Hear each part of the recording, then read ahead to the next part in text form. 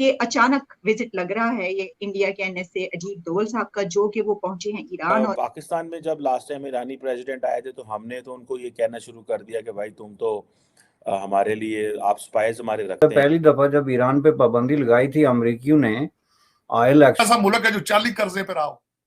कौन सा ऐसा मुल्क है जो बैंक श्रीलंका से भी आपके हालात इन्फ्लेशन में ज्यादा कि things are not very good with Iran and Pakistan. एक तो ईरान ने इंडिया से ये कहा है कि जिस तरह आप रशिया से ऑयल की अब ये ट्रेड कर रहे हैं तो उसी मॉडल पर हमारे साथ भी करें, हमारे साथ क्यों नहीं करें। भारत के जो नेशनल सिक्योरिटी एडवाइजर हैं अजीत डोवल साहब, वो ईरान का उन्होंने बड़ा एक कामयाब दौरा किया। कभी मुल्क आपने ऐसे देखे जिनका कारोबार ही जो है वो सिर्फ दहशतगर्दी एक्सपोर्ट करना है? अमेरिकन सैंक्शंस इसके ऊपर काम नहीं कर सकी। जब दो पहलवानों की आपस में लड़ाई होती है अखाड़े में, पाकिस्तान का माहौल जो हमारे पंजाब में अखाड़ा सजता है, उसके बाद फिर दोनों पहलवान बढ़के मारते हैं।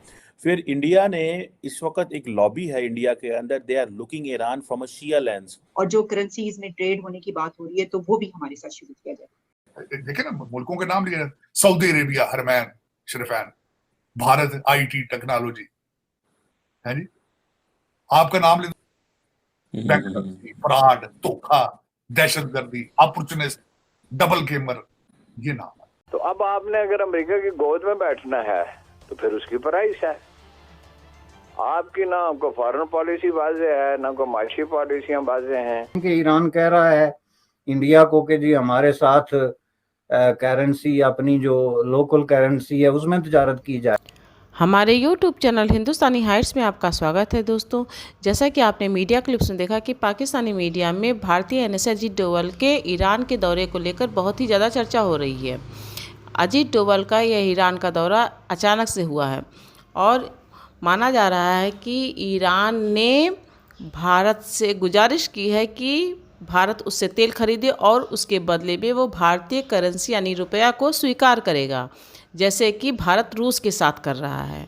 भारत रूस से तेल ले रहा है और रूस उसके बदले में इंडियन करेंसी रुपए को एक्सेप्ट कर रहा है। जबकि पाकिस्तानी मीडिया इस बात पर परेशान है कि ईरान एक मुस्लिम देश होते हुए भी भारत के साथ काफ़ी दोस्ताना है, जबकि पाकिस्तान को अभी हाल ही में ईरान ने एक नोटिस दिया है जिसके अंतर्गत अगर पाकिस्तान ने, जो कि एक गैस पाइपलाइन का अधूरा प्रोजेक्ट है, उसको अगर पूरा नहीं किया तो पाकिस्तान को $18 बिलियन का हर्जाना देना पड़ेगा ईरान को।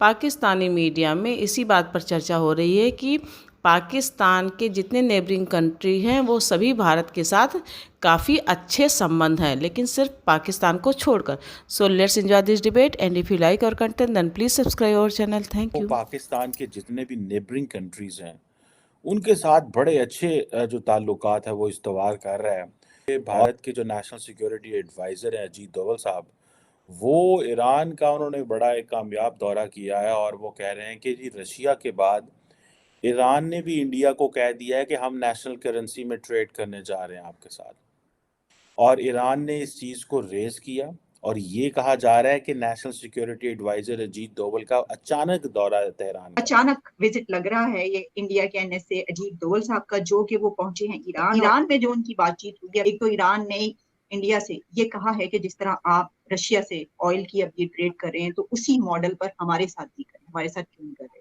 और जो करेंसीज में ट्रेड होने की बात हो रही है तो वो भी हमारे साथ शुरू किया जाए। अमेरिकन सैंक्शंस इसके ऊपर काम नहीं कर सकी। फिर इंडिया ने इस वक्त एक लॉबी है इंडिया के अंदर, they are looking Iran from a Shia lens and they are engaging the India के अंदर जो लोग हैं वो ईरान को एक शिया लेंस से इंगेज करने की कोशिश कर रहे हैं। और गो के इंडिया के अंदर उस तरह तो शिया नहीं है, यहाँ जो मोर देन 200 मुस्लिम्स हैं वहाँ पे। तो आपको पता है कि इंडिया और ईरान अफगानिस्तान में भी अपने एक ख़ास किस्म का विजन रखते हैं। और अगर आपको याद हो कि जो भी एनएसए लेवल की मीटिंग्स होती थी, ठीक है जी, इवन के जो एससीओ की जो नेशनल सिक्योरिटी एडवाइजर्स की मीटिंग हुई है, उसमें भी इंडिया और ईरान की जो पोजीशन है वो बड़ी सिमिलर होती है। ईरान ने हमें अभी कहा है कितने बिलियन डॉलर्स फाइन करने की बात की है, ये जो देर हुई सारी गैस पाइपलाइन और सब इसमें, तो हमारे तो बड़े बरादराना ताल्लुका मुस्लिमों में और ये सब कुछ, तो हमारे साथ उसके ताल्लुकात अच्छे नहीं है, जबकि हम देख रहे हैं कि दूसरी तरफ इंडिया से जो है वो उनके ताल्लुकात बहुत ही बेहतरीन है। तो ये क्या वही हमारी पॉलिसीज का फेलियर है, ये क्या है?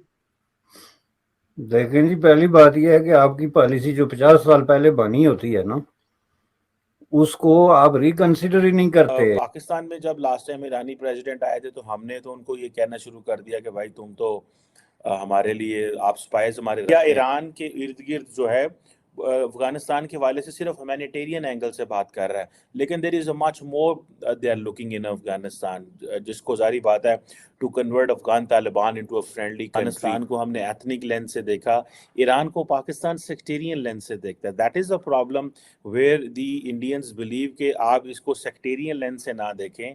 पाकिस्तान इसको सेक्टेरियन लेंस से देखने की वजह से Pakistan and Iran they have become hostile powers.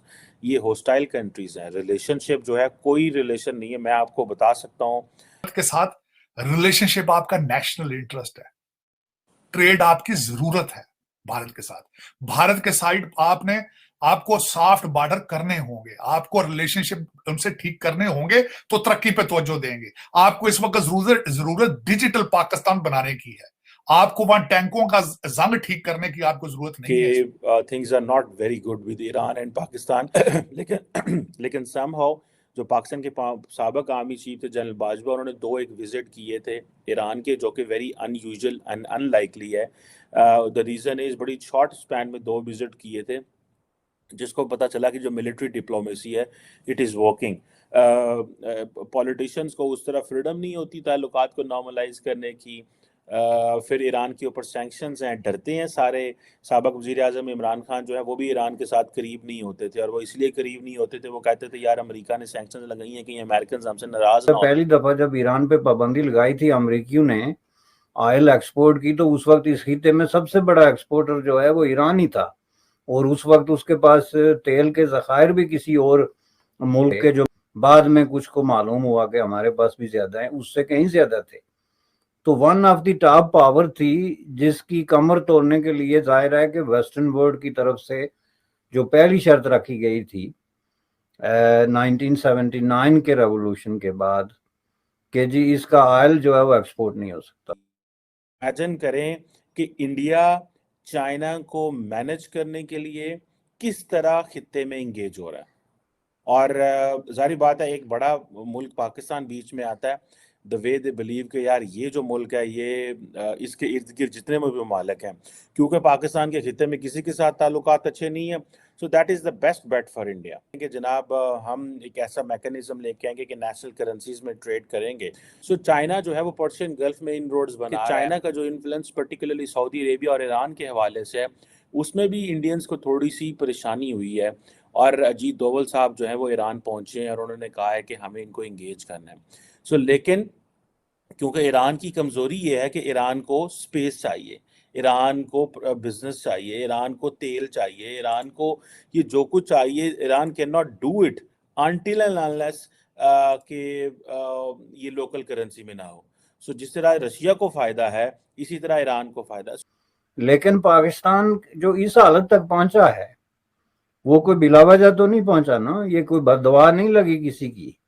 उसकी वजह यही फरसुदगी है जो एक एक चीज पे जाके तो झलकती है। अब आप ये बात कर रहे हैं कि ईरान कह रहा है इंडिया को कि जी हमारे साथ करेंसी अपनी जो लोकल करेंसी है उसमें तजारत की जाए। अब ये देखें ना कि ये एक रीजनलिज्म है, जिसमें कि मसलन चीन जो है वो रूस के साथ अपनी अपनी करेंसी में वो एक्सचेंज कर रहे हैं, इंडिया रूस के साथ अपनी करेंसी में एक्सचेंज कर रहा है। अब ईरान के साथ ये बात हो रही है। आप ना वो क्या कहते हैं कि खुदा ही मिला ना वसाले सनम,